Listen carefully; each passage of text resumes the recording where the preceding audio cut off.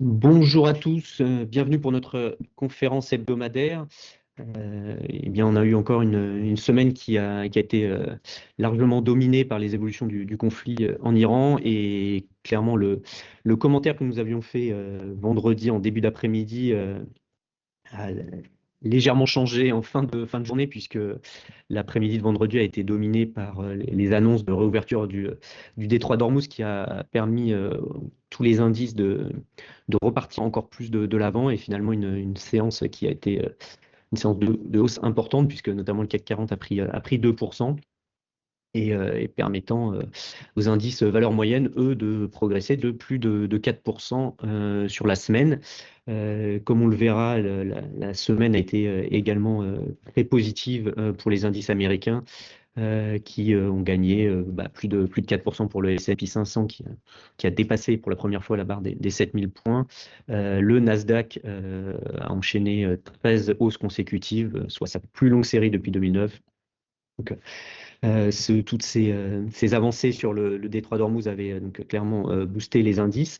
La situation est bien différente ce matin avec les annonces et le retour en arrière ce week-end. Ce qu'on peut voir, c'est qu'en parallèle, les publications d'entreprises sont quand même globalement rassurantes des deux côtés de l'Atlantique, avec aux US des publications bonnes du côté des bancaires.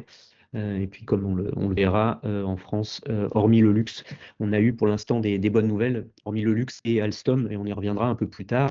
Et enfin, dernier point sur le côté macro, on a eu au cours de la semaine passée une bonne surprise du côté de l'indice manufacturier de Philadelphie, qui est ressorti en nette amélioration à 26,7 contre 18,1 en mars, et un consensus qui était plutôt autour de 10. Donc, c'était une bonne surprise et je dirais une tendance rassurante pour l'économie américaine.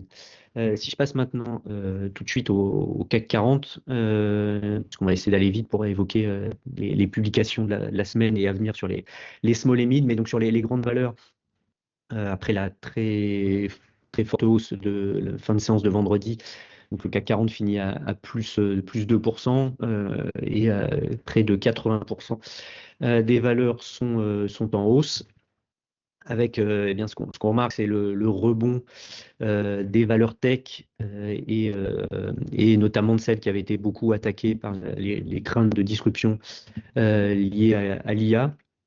C'est un mouvement qu'on a observé également hein, aux États-Unis, avec une partie, c'est la réduction de la prime de risque, hein, mais également des valorisations qui ont nettement baissé pour tout le secteur des logiciels et des services numériques, et un début de repositionnement donc, sur ces valeurs. Et en France, ça se traduit par une hausse de 15, un peu plus de 15% pour Dassault Systèmes, plus 10 pour Capgemini. Et dans ce secteur aussi plus global, on a Publicis qui a gagné 9,1%. Publicis qui, lui, a publié son chiffre d'affaires T1, qui ressort toujours en croissance, une croissance organique toujours soutenue, plus 6,4 de croissance organique pour les revenus, 4,5 en revenus nets. Ce qui est au-dessus du consensus et bien positionné par rapport aux objectifs annuels de plus 4 à plus 5%.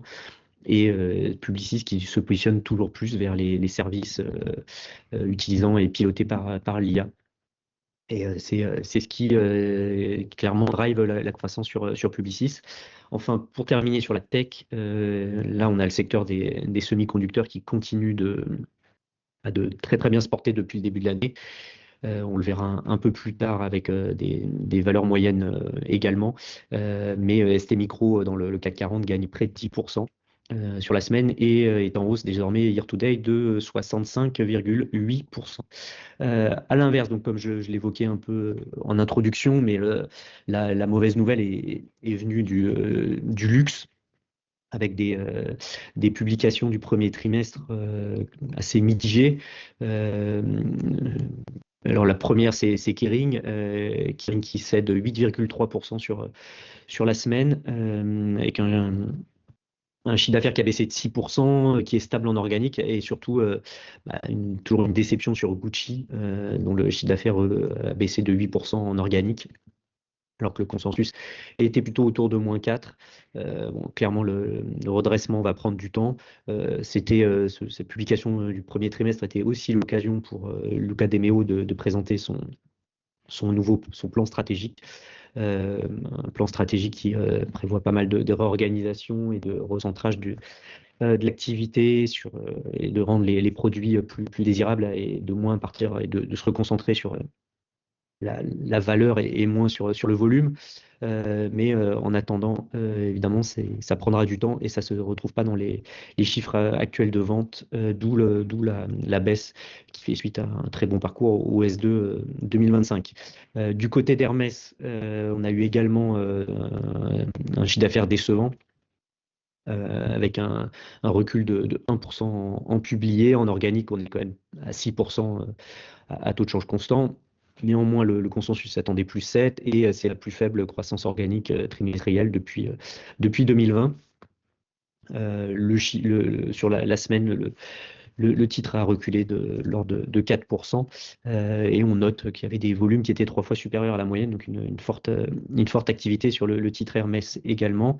Et pour terminer dans le secteur, L'Oréal a aussi reculé. Si on passe maintenant au Next 20, le Next 20, c'est l'indice qui a sous-performé nettement la semaine passée. La cause est assez simple, c'est Alstom. Alstom qui est le plus forte, qui était l'une des plus fortes, la plus forte pondération de l'indice, qui ne l'est plus après la chute de la semaine passée, moins 28% pour Alstom. Le constructeur a clairement déçu sur ses perspectives. Ça a été lourdement sanctionné. Donc le groupe a abandonné deux de ses objectifs de moyen terme, à la fois en termes de génération de cash flow et de marge d'EBIT. Il y a eu une forte consommation enfin, il y aura une forte consommation de cash. On parle de 1,5 milliard au S1 2026-2027. Clairement, ça a été une déception et se sont suivis des dégradations de la part des brokers et qui parlent notamment du second grand profit warning depuis 3 ans. Et le titre donc chute de 28%. À l'inverse, on notera quand même quelques progressions plus significatives. En tête, Téléperformance qui gagne près de 15%. Toujours dans cette dynamique de rebond des valeurs qui pourraient être disruptées par l'IA. Et puis sur Téléperformance, il y aura également les prochaines publications et les présentations du nouveau management récemment arrivé, avec un spécialiste de l'IA qui a pris la direction du groupe. Edenred dans les fortes hausses également, qui rebondit de près de 10%. Ça fait suite à la chute de fin mars qui a été provoquée par l'annonce de l'enquête de l'autorité de la concurrence en Italie. Désormais, Edenred a effacé une large part de cette baisse et le rebond a été soutenu la semaine passée par la publication très rassurante de Pluxee dans le secteur. On y reviendra un peu plus tard. Voilà pour le Next 20. On va passer aux performances des indices small et mid qui, eux, ont clairement brillé la semaine passée. Et j'en veux pour preuve la hausse de 4,2% pour le mid 60, avec 83% des valeurs en hausse. En tête, encore une fois, Soitec. 53% de hausse sur la semaine, 322% de hausse year to date.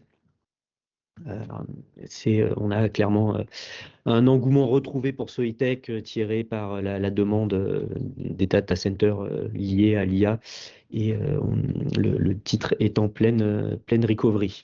Derrière, on se félicite du rebond de Alten, plus 14%.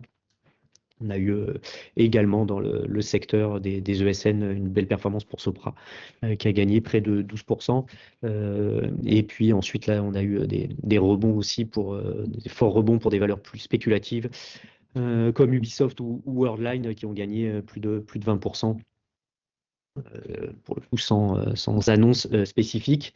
Je reviens à Pluxee qui a gagné, lui, près de 9%, avec une rentabilité au S1 qui a dépassé les attentes, puisque l'EBITDA a progressé de 13% en organique, ce qui fait une marge qui atteint 37%, contre un peu plus de 35% sur la même période de l'exercice précédent, et un consensus qui était un peu en dessous de 36%.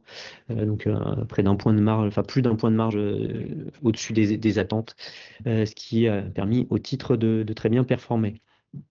En baisse, Ipsos qui cède 6,5%.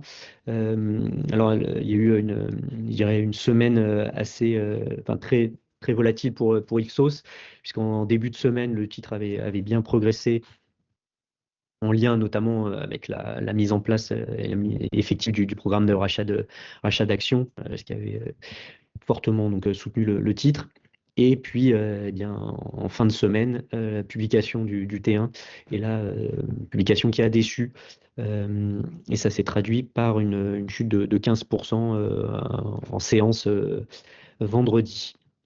Bon, alors le T1, donc, pour y revenir, d'Ipsos a reculé de 2,4% publié. On est à moins 1,4 en organique, pénalisé par un repli de l'ordre de 4% de mémoire dans la zone Amérique. Donc c'est clairement en retard sur les objectifs annuels, mais bon, nous, on estime que cette publication qui n'est pas bonne doit être relativisée. Les guidance de croissance organique de 2 à 3% ont été maintenus. Bon, on pensait que le haut de la fourchette sera difficile à atteindre, mais néanmoins, les prises de commandes, enfin le carnet de commandes à la fin du T1 est en hausse de 1%. Donc le bas de la guidance n'est pas impossible à atteindre. Et puis surtout, au vu de la valorisation actuelle, bon, finalement, que l'activité soit peu ou prou stable, c'est pas grand-chose quand on voit que le titre se paye à peine 5 fois son résultat opérationnel courant. On a un free cash flow yield qui est de 15%. Finalement, même si les résultats venaient à stagner, ce qui est tout à fait possible, la valorisation laisse énormément de place à une revalorisation du titre. Autre baisse notable, c'est celle de Ruby, qui a cédé 5,8% au cours de la semaine. Alors, plusieurs explications. Bon, d'une part, il y avait une baisse globale du secteur pétrolier et parapétrolier, donc Ruby a été un peu entraîné dans le mouvement. Mais il y a eu également la sortie, une cession de 1,2% au total de la part de Ronald Seemann, qui est un actionnaire historique depuis 2006, et qui, eh bien, justement, finalement, on a eu l'annonce ce matin, mais quitte aussi sa, quitte le conseil de surveillance de Ruby, auquel il était depuis 2024. Donc toute cette sortie de Ronald Seemann a clairement pesé sur le titre. Et puis ce week-end, il y a eu des rumeurs révélées par Bloomberg de acquisition envisagée de Puma Energy, qui serait une opération de très grande dimension, puisque on parle d'une valorisation de 2,5 milliards d'euros pour Puma Energy, qui est une finale Trafigura, ce qui se compare à 3,5 milliards de capi pour Ruby. Mais surtout en termes de chiffre d'affaires, on parle d'une société Puma Energy qui fait plus de 10 milliards de chiffre d'affaires.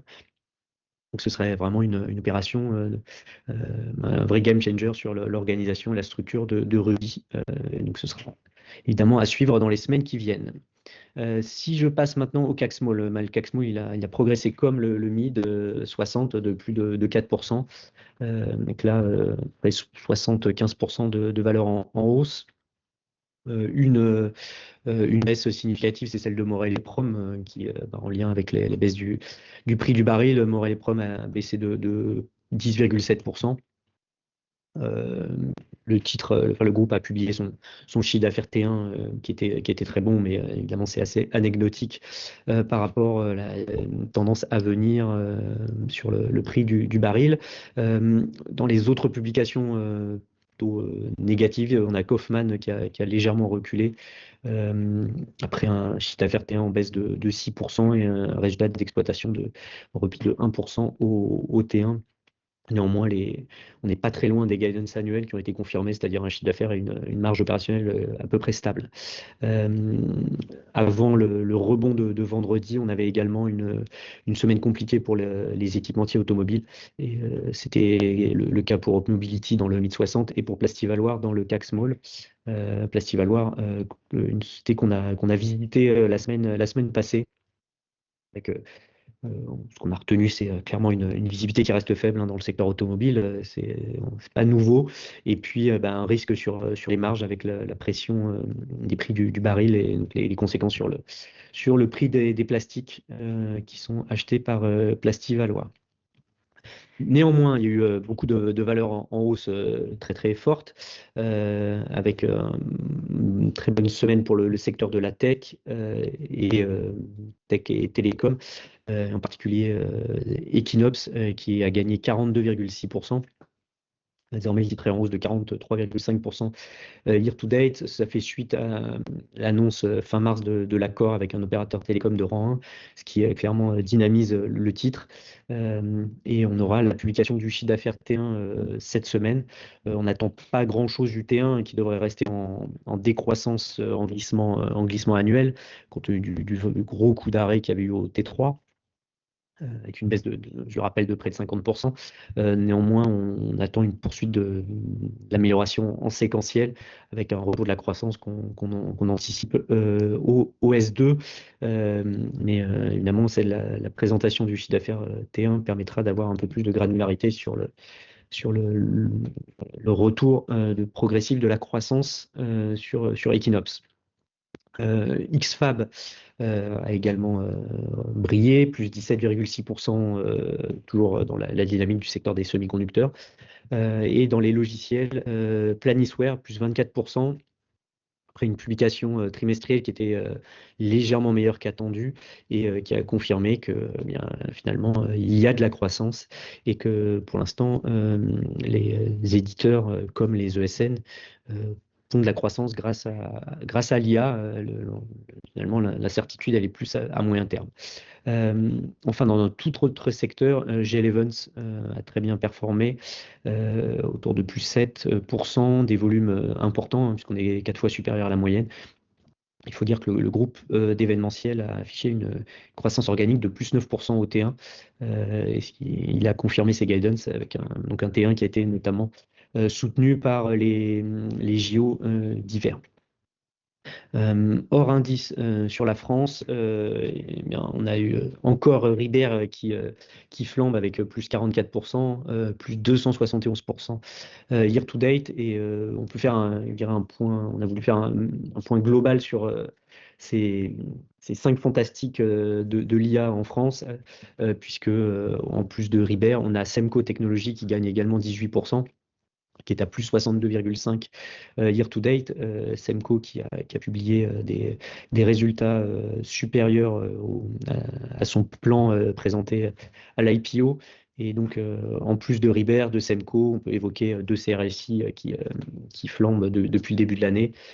Et ça s'ajoute évidemment à Soitec dans le Mid 60. Et puis, une valeur beaucoup plus spéculative, mais c'est Calray, qui lui aussi est en train de pivoter et qui profite du trend très favorable. Dans une activité pas du tout tech, Poulaillon a gagné 25% après l'annonce d'une OPA à 9 euros de la part des fondateurs. Et dans une activité beaucoup plus industrielle, SFPI a rebondi de 19% après sa publication annuelle qui était, je dirais, très satisfaisante, en tout cas sur le S2. Le S1 avait été très compliqué et avec une très forte baisse des résultats. Et finalement, sur l'ensemble de l'année, on a un ROC qui ne baisse que de 13%. Donc une belle performance au S2, puisque le ROC s'est amélioré de plus de 20% au S2, une marge qui est supérieure à 6% au S2. Et bien, finalement, un groupe qui a toujours une trésorerie abondante avec 91 millions de trésorerie nette. et une perspective de croissance de l'ordre de 2% sur le nouvel exercice. Voilà pour les progressions qu'on voulait évoquer. Il y a IP également qui a publié, enfin, qui a présenté des perspectives plutôt bonnes pour 2026, ce qui a permis au titre de progresser de plus de 20%. Du côté négatif, Gaumont qui perd 22% après l'annonce de l'offre très décevante, en tout cas pour les actionnaires de la famille Seydoux, puisque le prix proposé est de 90 euros, alors que la plupart des minoritaires attendaient au moins 150 euros par titre. Et puis Pull-Up dans les jeux vidéo qui chute de 22% après un profit warning. Un profit warning qui est néanmoins lié beaucoup à des dépréciations. Et en termes de cash, la publication est quand même plutôt correcte, avec un bilan qui reste sain enfin, pour le secteur. Et finalement, Pull-Up s'en tire pas trop mal pour le secteur. Un mot du Stoxx Small rapidement, qui gagne 3%. Évidemment, il y a eu un rebond assez marqué vendredi, comme pour tous les indices. Et eh bien, on notera que dans le secteur des ESN qui a rebondi, eh bien, ça s'est illustré également en Italie pour Reply et en Espagne pour Indra Sistemas. Reply gagne 15%, Indra Sistemas 9%. À l'inverse, en baisse, on notera le repli de Fraport, l'aéroport de Francfort, qui a cédé 8%. Alors, à la fois en lien avec les questions de perturbation des routes aériennes liées au conflit au Moyen-Orient, mais également plus spécifiquement la grève qui a touché Lufthansa jeudi et vendredi, et donc qui a directement impacté le titre. Un bilan depuis le début de l'année désormais. Alors sur les principaux indices, on a un CAC Mid Small qui progresse désormais de 5%, pas très loin de l'Eurostoxx Small qui est à plus 6, et toujours l'IBEX espagnol, l'indice des valeurs moyennes espagnoles, l'IBEX Medium, qui a plus 9,5, qui surperforme l'ensemble des small et mid européennes. Le CAC 40, lui, est à plus 3,4% désormais. Si on passe à nos valeurs favorites, eh bien, on a enfin un rebond, une performance de près de 5%, plus 4,7 pour nos 10 valeurs favorites, qui sont quasiment toutes en hausse, à l'exception de Hexaome. Et évidemment, la performance a été tirée par Alten, qui rebondit de 14%, Infotel, qui gagne près de 7,6%. Au cours de la semaine, on a parlé d'Infotel d'ailleurs sur BFM Business. Expliquant notre opinion qui était un peu contrariante au vu des performances depuis un mois. Mais on espère que le mouvement va s'améliorer sur les ESN. Et puis Delta Plus qui a gagné 8,3% sur la semaine après avoir annoncé 2 acquisitions coup sur coup en Italie et au Brésil. Le groupe continue sa stratégie de bolt-on.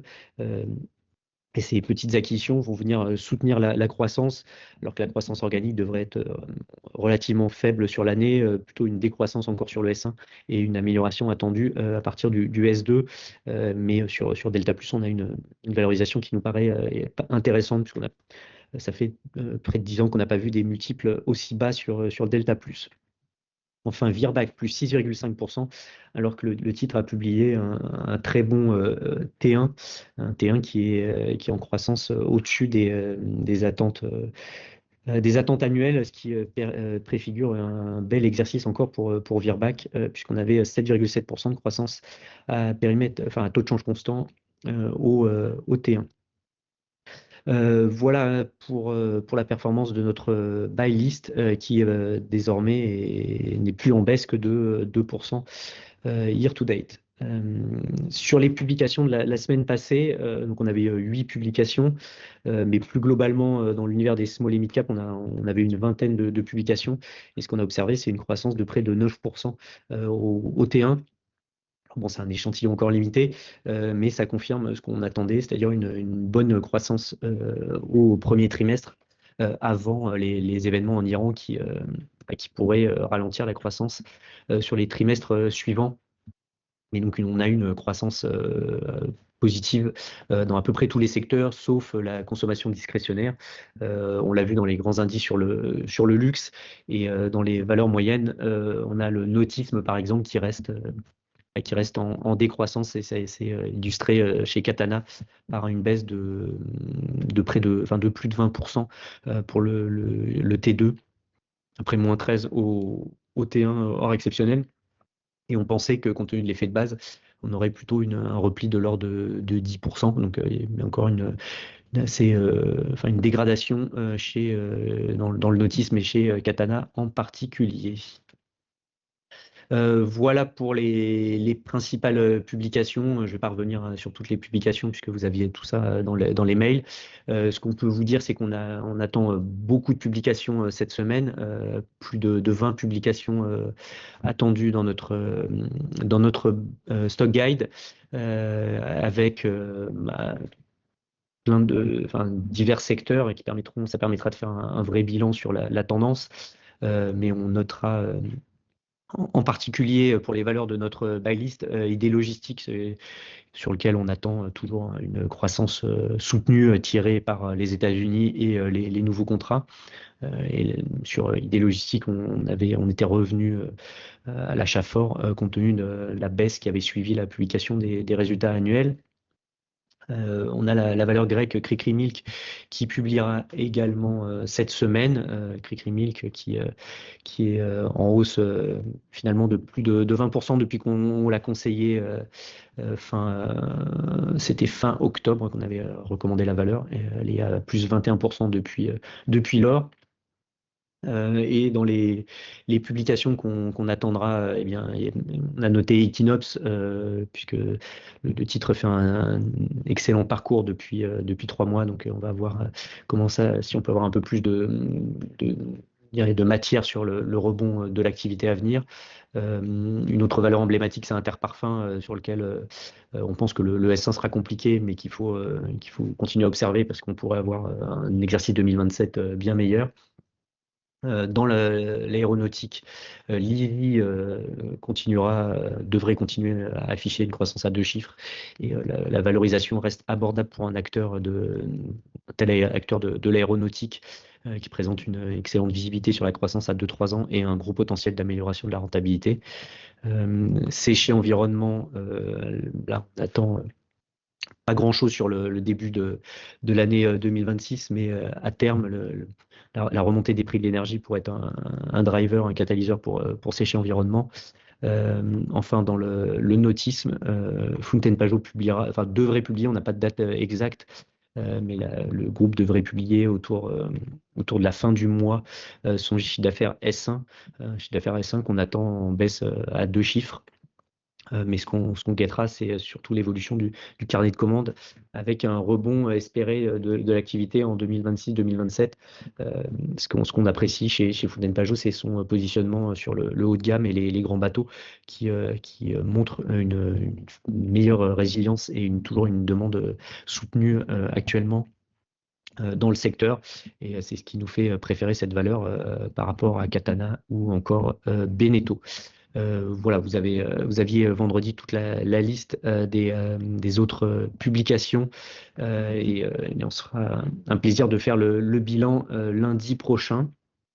Ça permettra, on l'espère, d'avoir un peu plus de visibilité sur le T2, qui sera, ce qui est quand même ce qui est observé aujourd'hui. Sur le premier trimestre, on a assez peu de doutes sur la bonne tenue de l'activité, mais à voir comment la durée du conflit va impacter au fur et à mesure les small et mid-cap françaises, qui, bien, néanmoins, depuis le début de l'année, sont désormais en territoire positif, et donc clairement une performance de plus 5% pour le CAC Mid Small year to date.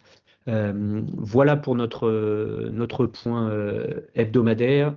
Merci pour votre présence, et pour ceux qui bénéficieront de la réécoute sur notre chaîne YouTube, et on se retrouve lundi prochain pour un point plus spécifique sur toutes ces publications. Merci beaucoup et à lundi prochain.